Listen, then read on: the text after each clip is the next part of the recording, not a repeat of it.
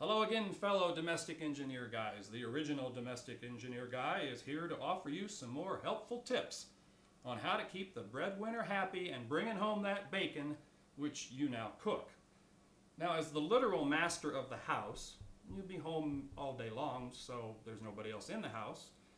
You're going to find you're going to have a little bit more time to do some of those things you put off doing, things like computer solitaire. Things like finally learning the lyrics to Louie Louie, or mastering those air guitar skills that you always wanted to do. Now, but on to the purpose of today. What we want to share with you are some of those major decisions that will now fall into your lap. One major decision that is now yours is Bosk versus Bartlett.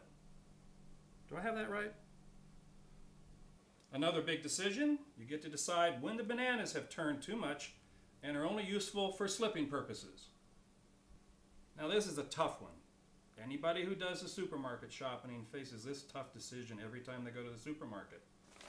Paper, plastic, or the environmentally sensitive person, bring your own bag. You get to decide how much to try to stuff into the waste paper can.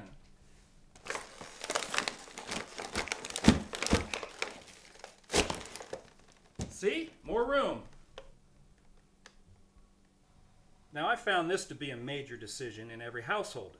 Which way should the paper towels unravel? From over the top or from underneath? Now some people consider stacking the dishwasher an art form. Hey, I'm a guy. Let's be practical here. How many can you get into the puppy? For instance,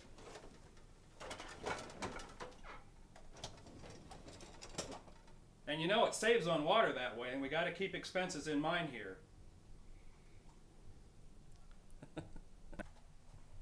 Now another big quandary in most households, maybe all households, involving unraveling, is how to unravel the toilet paper, either from over the top or from underneath. As you can see, the way I have this set up and my paper towels, I'm a bit of the over the top kind of guy. Now this is a big one on the domestic engineer front. And that is, how many clothes can you get into the washer?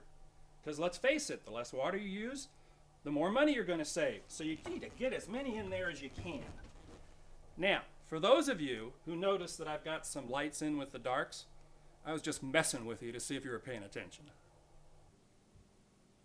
You will find these and other occasionally useful tips in my new book, Guy's Guide to Domestic Engineering, and in my blog at domesticengineerguy.com.